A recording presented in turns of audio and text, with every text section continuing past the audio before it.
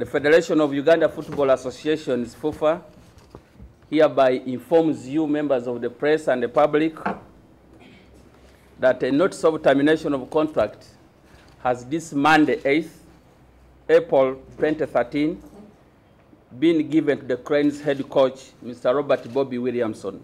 That was the official statement to the media this morning from the national governing body FUFA, terminating Bobby Williamson as head coach of the Uganda Cranes after last month's defeat in Liberia left them bottom of their 2014 World Cup qualifying group. Mulindwa wouldn't be drawn on Williamson's successor, but added that the technical committee would make a decision over time. Williamson leaves the national team top job, having won 20 of the 35 games he took charge of, drawing 7 and losing 8.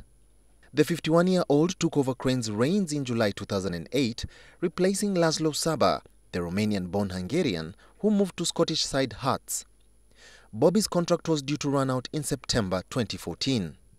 Last year, the Cranes failed to qualify for the Africa Cup of Nations by a whisker after they lost 9-8 on penalties to African champions Zambia in Nambole, their first home loss in 8 years.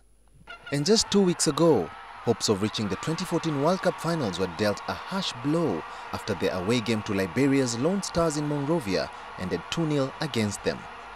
State Minister for Sports Charles Bakabulindi is of the view that as long as the federation played by the rules, they should stand by their decision. You know, you have to give somebody targets. If the targets FUFA gave him, he has not fulfilled them, then they are okay to continue with their decision.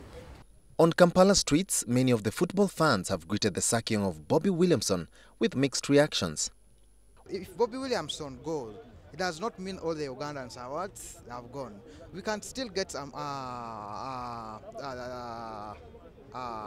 person who can continue with us. I think firing him wasn't the solution to the woes of the Uganda Cranes, because according to the previous performances, at least he has performed. If you're to look at the Premier League, teams perform much more worse than what Uganda Crane does, and they don't fire those coaches.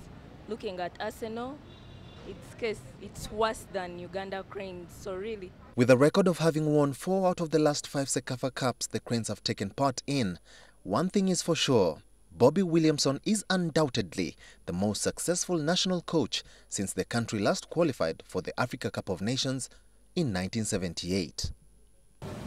Uganda Cranes coach Bobby Williamson was fired today, but the question many Ugandans are asking is, will his successor be able to deliver the trophies that have eluded this country for the past decades?